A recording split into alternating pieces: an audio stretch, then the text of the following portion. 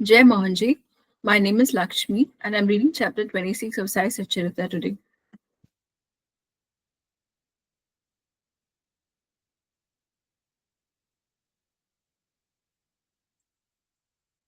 Sai Satcharitra, chapter 26. The stories of Bhaktapan, Harishchandra Pitale, and Gopal Ambedkar.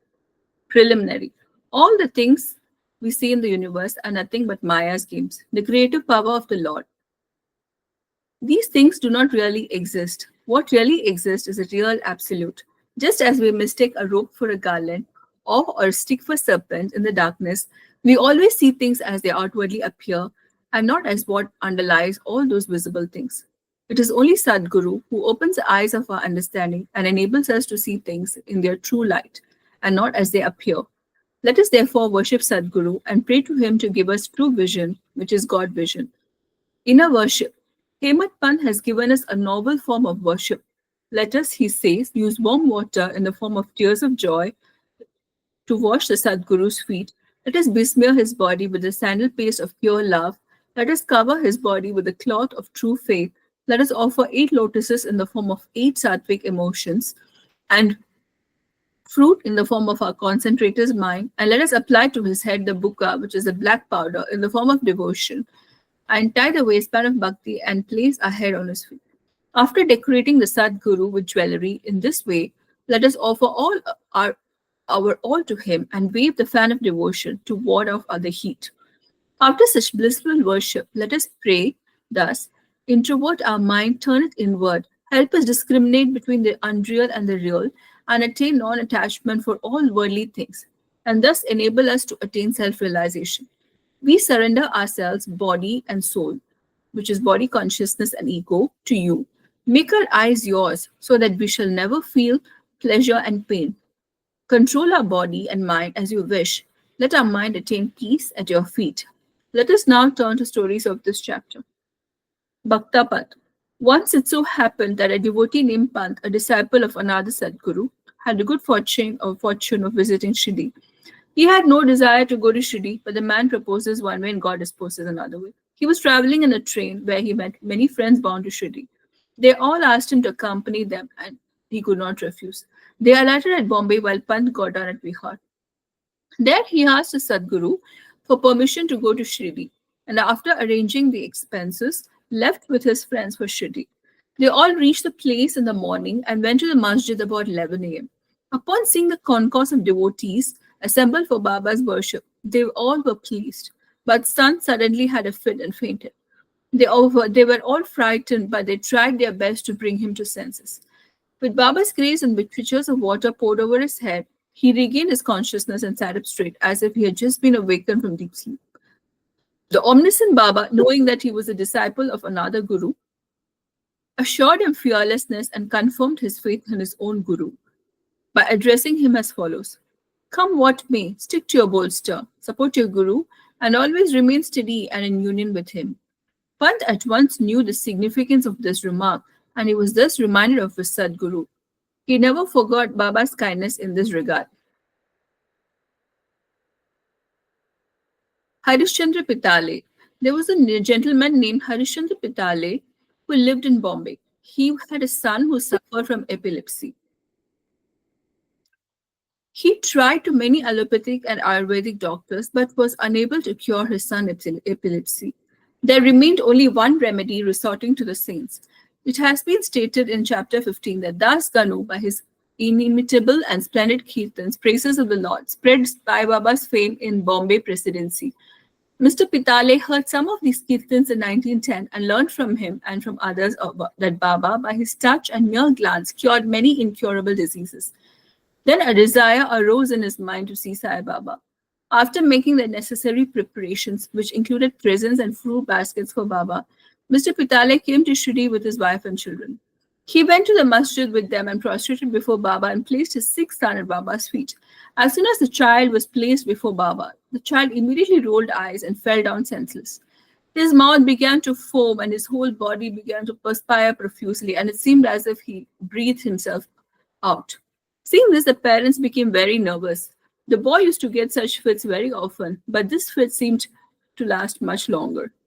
Tears began to flow ceaselessly from the mother's eyes, and she began to wail, crying that her condition was like that of a person who, being afraid of robbers, ran into a house which collapsed on him, or like a cow who, fearing a tiger, ran into the hands of a butcher, or like a traveler who, being tormented by heat of the sun, took refuge under a tree which fell on him. Then Baba comforted her, saying, "Do not wail like this. Wait a bit and have patience. Take the boy to your lodging. He will come to his senses within half an hour." They did as directed by Baba and found out that his words came true. As soon as he was taken to the Vada, the boy recovered and the whole Pitale family was delighted and all their doubts disappeared. Then Mr. Pitale came with his wife to see Baba and prostrated himself before Baba.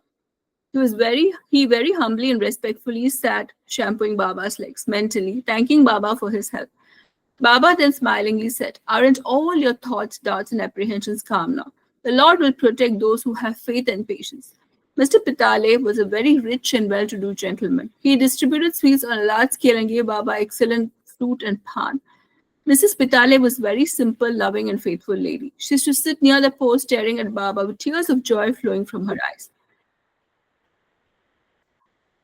Seeing that she had an amicable and loving nature, Baba was very pleased with her. Like God, saints are always dependent on devotees who surrender and worship them with heart and soul. After spending a few days in Baba's company, the Pitale family came to Masjid to ask for Baba's leave. Baba gave them udi and blessings and called Mr. Pitale close to him and said, "Bapu, I have given you 2 rupees a while back. Now I give you 3. Keep these in your shrine and worship, and you will be benefited." Mr. Pitale accepted this as prasad, prostrated himself again before Baba, and prayed for his blessings. He was puzzled by the fact that this was his first trip to Shirdi and could not understand what Baba meant when he said that he had given him 2 rupees previously. He was curious to have this mystery solved, but Baba never explained it. When Mr. Pitale returned to Bombay, he narrated this to his old mother, all that had happened in Shirdi and the mystery about Baba giving him 2 rupees previously. The mother too did not understand the mystery initially, but upon thinking about it more seriously, she was reminded of an old ancient incident which solved the mystery. She said to her son, "As you now went to Sai Baba with your son, so had your father. He took you to Akkalkot for the darshan of Maharaj many years ago. The Maharaja was also a Siddha, perfect yogi, omniscient and liberal. Your father was pure and devout, and his worship was accepted. He then gave your father 2 rupees to keep in the shrine and worship. Your father worshipped them accordingly till his death. But thereafter, the worship was neglected and the rupees were lost. After a few years, the memory of these 2 rupees also disappeared. And now, as you are very fortunate, Dakalkot Maharaj has appeared to you in the form of Sai Baba, just to remind you of your duties and worship and to ward off all dangers. Now beware henceforth, leave off all doubts and bad thoughts. Follow the path of your ancestors and behave well.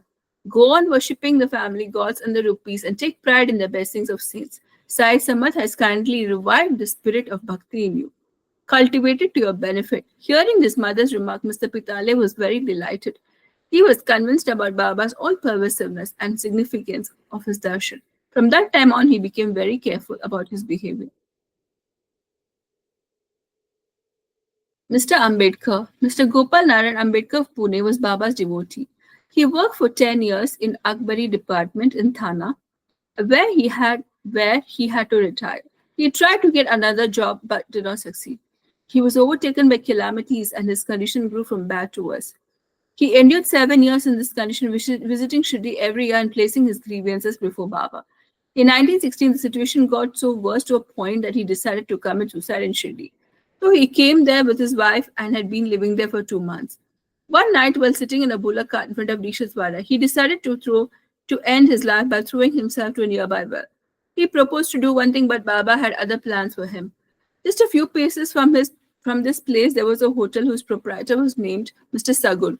Just as Mr. Ambedkar was thinking about ending his life, Sagun approached Ambedkar with a book and said, "Have you read Akkalkot Maharaj's life?"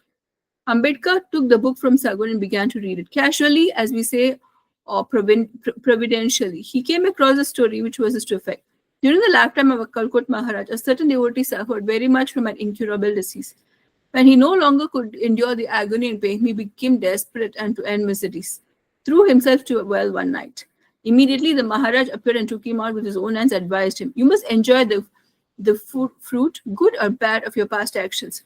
If the enjoyment is complete, suicide incomplete, the suicide won't help. You have to take another birth and suffer again.